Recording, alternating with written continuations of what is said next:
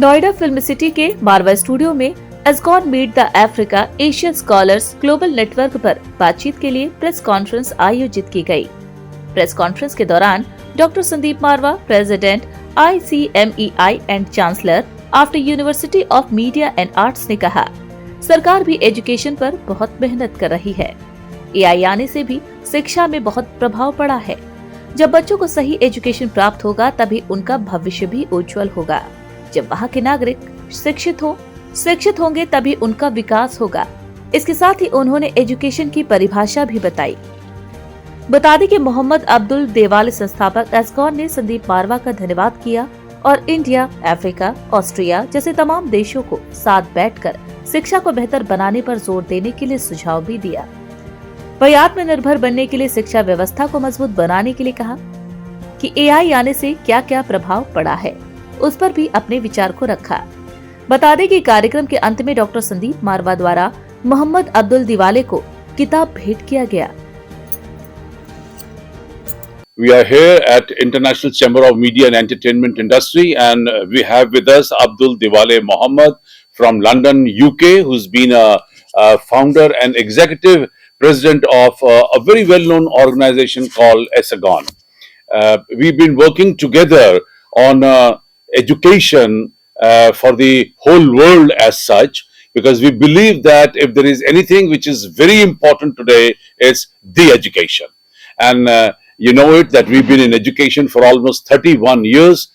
We have 17 different colleges and a university called AAFT University. We've been very serious in building up the career and the character of the students who are associated with AAFT. AAFT has proved all over the world its caliber, its status, and we have been rated as one of the best institutions in the world. I'm very happy when I met Abdul Diwale in London. We could gel very well in less than a minute, because what I was thinking sitting back at India, he was thinking same thing sitting back in London, UK. We have joined hands together to work together on education. I've always believed that the times have changed and the pattern and the design, methods and strategies in education must be changed. They must be little liberal, little modern, little technical. Then only probably we'll be able to deliver the best to the students of this world. I'm happy to say that AFT has been a case study in 27 countries of the world. We've been a case study in UCLA. We've been a case study even in a new education policy 2020 in India. I have always believed that if there is anything which need to be uplifted is the education. I have given a new definition to education.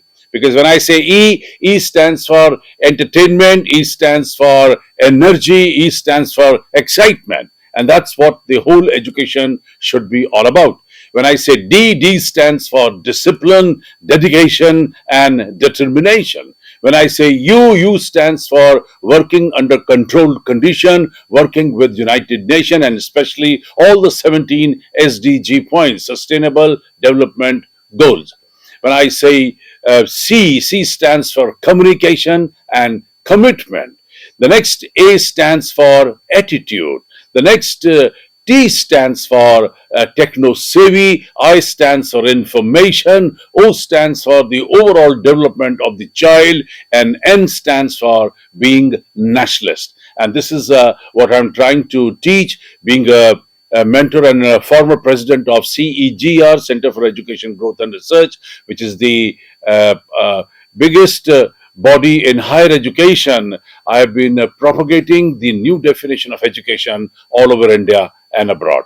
Well, I'm also very keen in listening to my dear friend Muhammad Abdul Diwale, who's a very responsible officer and someone who has brought already a big change in education, and he's putting his best to bring best into education. May I request Muhammad Abdul Diwale to please speak few words. Thank you very much, Dr. Sandeep Marwa, and thank you all, and also those are listening to this wonderful day, I will call it.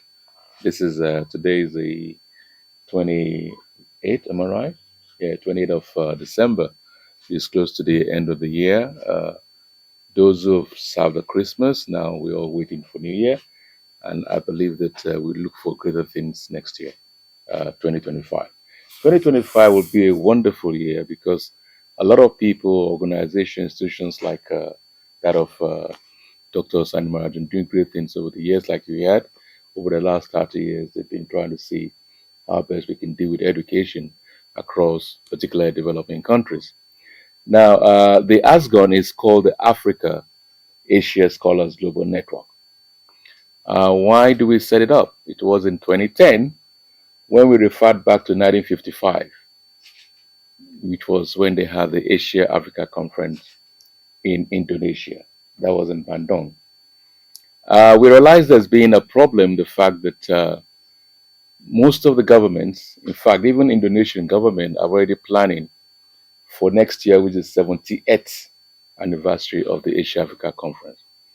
But unfortunately, most of our universities are not aware about the efforts of our leaders, like Jawahar Nehru, who was then president of India, Prime Minister of India, and then we had Nasser from Egypt, we had also Nkrumah from Ghana, we had the one from China, we are from Sri Lanka, and they came together in Bandung not only for political independence, then they wanted economic, social independence. But unfortunately, we know that we are 80% of the population of the world, and yet we are still far behind. That's what we call the North-South divide.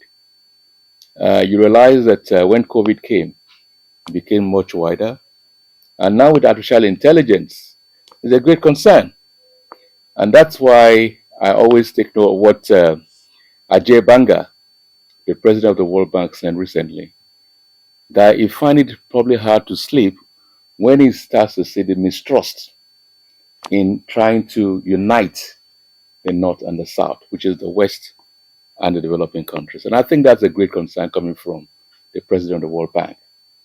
Not only that, we had the Secretary General of United Nations about a few weeks ago saying that the financial architecture the world deals with is unfair to developing countries. That's also a great concern. We as an organization were signatory to the United Nations Global Compact. We're also a member of the UK Stakeholders for Sustainable Development. And it was of great concern when in 2018, the World Economic Forum, even though I'm proud that they were bold enough to tell the world that the world is fractured, and that is about 2018. So we ask ourselves, knowing that our world is fractured, what do we do about it? So our organization, which Dr. Maro has been very supportive with, they decided that we need to find a solution. So we got a three-point solution to rebuild the bricks of our fractured world. And then also that conference was the 46th or 48th conference of the World Economic Forum in Switzerland. And there, for the first time in history, they had women to co-chair the summit in Switzerland.